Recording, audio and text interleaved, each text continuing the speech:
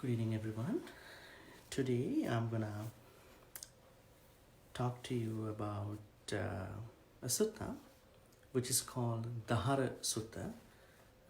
Dahara Sutta is about a very special topic. I can put the topic this way: what four things shouldn't be disparaged because they are young? So there are four things that we should not disparage them because they are young. Okay, so there is a background story, and before we go over the sutta, I would like to say a few words about the names of the sutta and different kinds of important things of the sutta. The first thing is, this is the first encounter about a king called King Kosala with the Buddha. King Kosala was a very famous king in the Buddhist sutras, and this was the first time he met the Buddha and how he was pleased. And why this young factor? There are four things that because of them being young, we should not disparage. Why this young factor came up was that the King Kosala was referring to a young factor with the Buddha. So let's take a look at the sutta. To get the things very authentic, original, I usually read the Pali a little bit so that I'm in line with the exact authentic teaching. Okay, but it is only at certain points. Dahara Sutta, the first, and you know, there is a specific section for this King Kosala. There are, I think, 22 anecdotes. I mean, the sutta is given to this King Kosala. And from today, we are moving on to his section. In the previous 49 discussions we've been having 49 discussions from 2019 February. We've been doing two sections. Deva Samyutta, that means the section about deities, and the second Samyutta section was Deva Putta Samyutta, section of the sons of the deities. And from today we are starting the King Kosala. So there are different sections when they were compiled by the senior monks. Okay, yeah. So I have heard at one time the Buddha was staying near Savatthi in Jeta's Grove, Anathapindika's monastery. We know that Savatthi was the capital of Kosala state. There were 16 states at that time in India. But there were four main republican states. They were Magadha, Kosala, Vatsa, and Avanti. So Savatthi was the capital city of Kosala, where this King Kosala was reigning. And the Anathapindika's monastery, called Jetavana temple, was located in that city. Then King Pasenadi of Kosala, King Kosala, went up to the Buddha and exchanged greetings with him. When the greetings and polite conversation were over, he sat down to one side and said to the Buddha a question: does Master Gautama claim to have awakened to the supreme perfect awakening? So this was the first time he saw the Buddha. So when they done their polite conversation, usually before a Dhamma speech, Dhamma talk, at that time, these visitors, whoever, they having a very polite, normal, kind of a casual conversation with the teachers, and it happened. And in the commentary, we can see what kind of a polite conversation was that. Bhotocha Gautamassa Savakanancha Appa Bhadan Appa Tankan Lahuttanang Balang Pasu Viharuti Adikaya Kata. What kind of conversations were casual at that time? When someone used to come to see the Buddha, usually they ask why you and your followers seem to be very healthy. Doesn't look any having any complaints about you. So those kind of conversations. And it's like, how are you? How you been doing? And those kind of conversations, casual conversations. And then he asked the question, does Master Gautama, the Buddha, claim to have awakened to the supreme perfect awakening?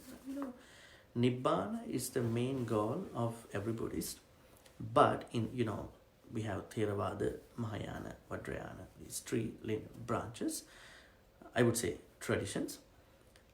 In the Theravada, we say one can choose one of the three, can become one of the Buddhas, full Buddhas, one can become Pacheka Buddhas, or one can become a normal Arahant.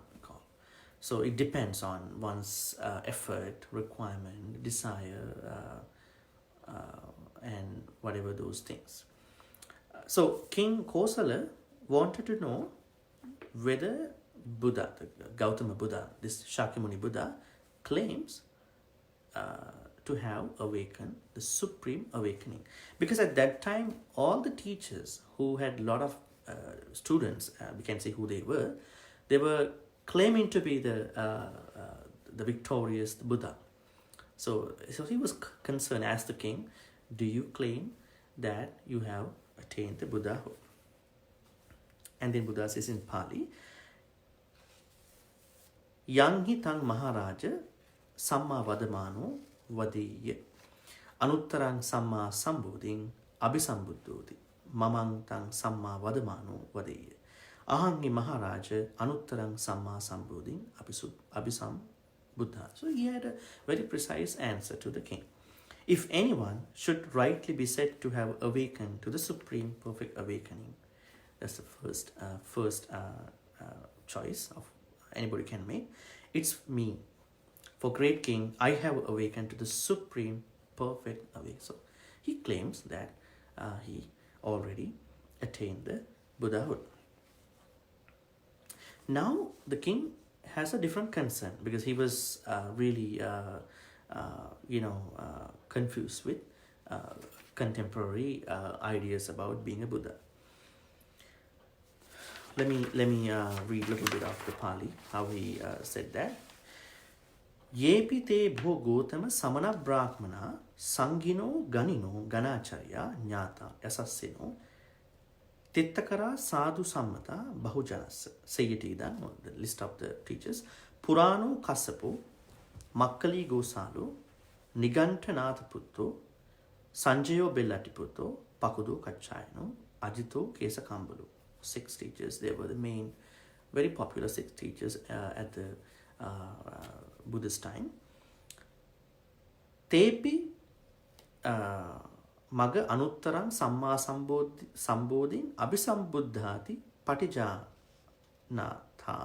Ti Puttha Samana Anuttarang Samma Sambodhin Abhisambuddhati Na Patijanat Kimpana Bhavan Gautamo Daharo Cheva Jatiya Navocha Pabbajaya. Now we can see the word Daharo, the young factor. The discussion about young factor came up in this comment. Well, there are those ascetics and Brahmins who lead an order and a community and teach a community. So those contemporaries. They are well-known and famous religious founders, regarded as holy by many people. That is Purana Kassapa, Makkali Gosala, Nigantanath Putta, Sanjay Bellatiputta, Pakuda Kachayana, and Ajita Kesakambala. Those teachers, they had different views at that time to liberate. They were teaching how to liberate. And now I would give you an example about the first one, Purana Kassapa. He said an amoralist view. He said if you kill people, if you don't kill people, doesn't make a difference. It's the same thing. So it's like an amoralistic thinking. So the one which was very close to the Buddha was Nigantanath Buddha. He said an extreme moralism. You don't need to drink water from the rivers and lakes. You need to boil the water. I mean, he didn't know that when you boil the water, you're going to kill the small invisible creatures. Anyways, he said you can't walk. You have to sweep first in front of you, and then you're going to walk on that, because there could be creatures on the path you are walking. He said you need to be sometimes naked, because you are not attaching even to your clothings. Niganta, so ganta, no any attachment to your clothing. It's kind of an extreme way of looking at this minimalistic kind of thinking or the life. Anyways, Buddha was focusing on, we can say he took his essence of the teachings from the Nigandanatha, but his philosophy is a little closer to Nigandanatha out of all these six. Anyways, now the king was saying the list. I also asked them, so this King Kosala approached all these teachers, asked them whether they claim to have awakened to the supreme perfect awakening. Have you attained the Buddhahood? But they made no such claim. They said no. So why do you, given that you are so young in age and newly gone forth? This is the place where we can see the young factor. You are so young and you are newly gone forth, but they've been there for a long time, but you are claiming you are the Buddha. So how do you claim that? And now Buddha is replying to him, specifically focusing on that young factor. You say, because I'm young, you don't feel like I have not attained anything. And he says, great king, these four things should not be looked down on or disparaged because they are young. What for? An aristocrat, a snake, a fire, and a mendicant. These four things shouldn't be looked down or on or disparaged because they are young. Okay? Chattaro ko maharaja daharati na unyatabba daharati na paribhutabba. Katame chattaro katiyo urago aggi bhikkhu. Okay, so what is unyatabba and paribhavitabba? Paribhutabba means avajanitabba. Who are these individuals and things? Who is a Katiyo? Katiyo Rajakumar. At that time, it was a prince, royal families, royal people. Uragoti Asiviso. Snake is a serpent. Any kind of poisonous, vicious snakes. Agiti Agieva. Agi means fire. Bhikkhuti imasmin panapadi desana kusalataya attanang abhantarang katpa silavantang pabhajitan dasedi. A wanderer who is in his or in her search of liberation. Never look them down because they are young. Because Rajakumar, royal prince, could be a young guy. Snake, there could be a small snake, not that grown up. There may be a small size of fire. There may be a novice monk or a nun. Never ever disparage, look them down. Now, we're gonna go over why Buddha says so. A man should not despise an aristocrat of impeccable lineage, high-born and famous, just because they are young. Now we have to be careful because Buddha was talking at a time where we see the royal families that much, not like in a democratic world that we see in today's world. People sometimes don't like a certain family or a certain lineage is taking the power of everywhere. But at that time, Buddha was talking to the time, right? And to the people who are with the time. So Buddha said, so never ever look down, despise a young royal prince. Because for it's possible that the Lord of men and as aristocrat will gain the throne one day. And in his anger, he will execute a royal punishment, right? And have you violently beaten, hence you should avoid him for the sake of your own life. So, never ever look them down. Katyang jati sampannang abhijatang asassinang daharuti navajaniya nanang paribhava naru. Right? So, never ever look them down. And then about the snake. Whether in a village or wilderness, wherever a serpent is seen, a man should not look down on it or despise it for its youth.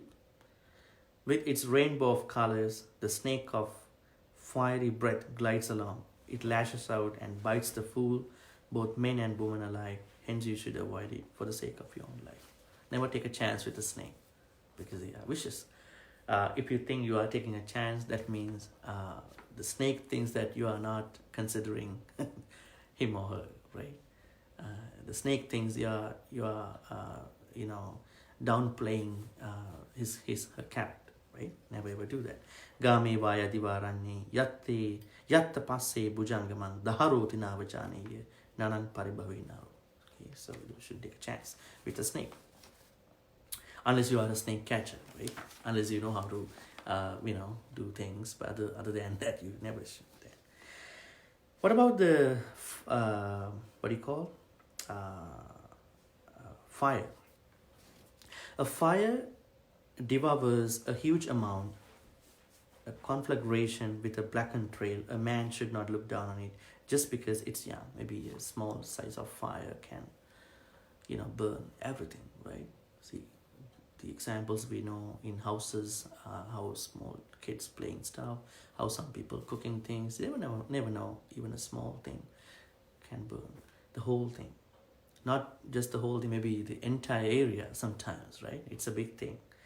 For once it gets fuel, it will become a huge conflagration. It will lash out and burn the fool, both men and women alike. Hence, you should avoid it for the sake of your own life. I mean, in a way, we understand the people who look down these things, they are unwise people. If they are being wise, they would have never done this. They always treat, those people, and then the snakes, and snakes, and then the fire, equally. Even they are young, but we know what kind of a trouble that could come in the future, because if we don't behave properly.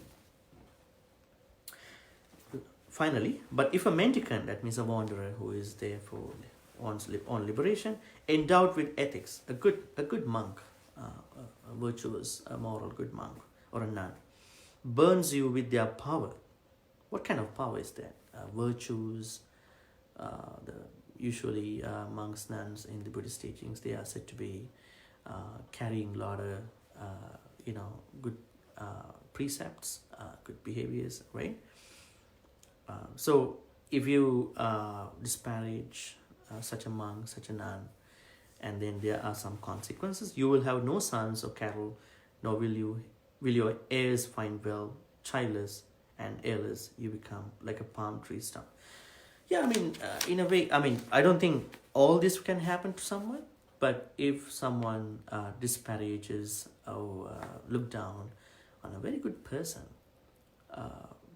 for an invalid reason, it could have some consequences. Don't know what kind of consequences, but it could be sometimes very bad. Okay, so then what's the moral? That's why an astute person, seeing what's good for themselves, would always treat these properly. A snake, a conflagration, a famous aristocrat, and a mendicant endowed with ethics. They always treat them as they are supposed to be considered by people. In Pali we say, Tasmahi pandito poso sampasang attamatano bujangamang pavakancha katyancha sasinang bhikkунja sila sampanna sammadeva samachari. Okay, so then what happened? Now the king learned, simply because Buddha was young, I can't say that he couldn't have attained Buddhahood. It couldn't be a valid reason for telling someone that you can't claim your own spiritual stages. When this was said, King Kosala said to the Buddha, "Excellent, sir, excellent," as if he were writing the overturn, or revealing the hidden, or pointing out the path to the lost, or lighting a lamp in the dark so people with good eyes can see what's there. The Buddha has made the teaching clear in many ways. I go for the refuge to the Buddha, to the teaching, doctrine, to the mendicant Sangha. From this day forward, may the Buddha remember me as a lay follower who has gone for refuge for life. So he became a follower. But in the historical accounts, we don't see that King Kosala was only a Buddhist follower, and he was equalizing his trust, faith towards all the other religions, because he was the king, right? So he had to respect other teachers as well. But he had a special interest about the Buddhist teachings. So I think you understood that there are four things you should not disparage simply because they are young. So the first thing is a popular aristocrat, and then a snake, and then fire, and then a mendicant. I would say a wanderer who is looking for one's liberation. Maybe a sage at certain point. So that was what we've been talking today. Any questions? Well, those things are young in which aspect? Because you said at the beginning, you said these things are young. Mm-hmm. So the snake is young, like in age. Literally. Literally, like a 10-year-old snake is probably a pretty darn old snake. Yes. But it depends. Like when it comes to an aristocrat, it could be a prince. Okay. It's clear. When it comes to a snake, it could be a young snake, not that old. Maybe a small, maybe a in child age kind of a snake. Maybe a very small snake. It could be a small snake. It may be by size, by age. The fire could be by size, right? It could be a small fire. Okay. And monk could be a novice monk, not a senior monk. So it could be by size, in age, and it could be many factors. But yeah, So it's always looking at the repercussions of young and old, and small size and big size, and all the thing. Yeah. so like almost never underestimate any size snake or any. Well, venomous snake. Yeah, Right, I mean, right. non-venomous snakes too. I mean, you don't Yeah. worry about those snakes, Right. right? But venomous ones, Right. That's what because in India you get to see a lot of India, Sri Lanka, a lot of venomous snakes that you don't see in here. So you gotta be careful. At that time, maybe people didn't have electricity, and people had to give some extra care, protection for these things, right?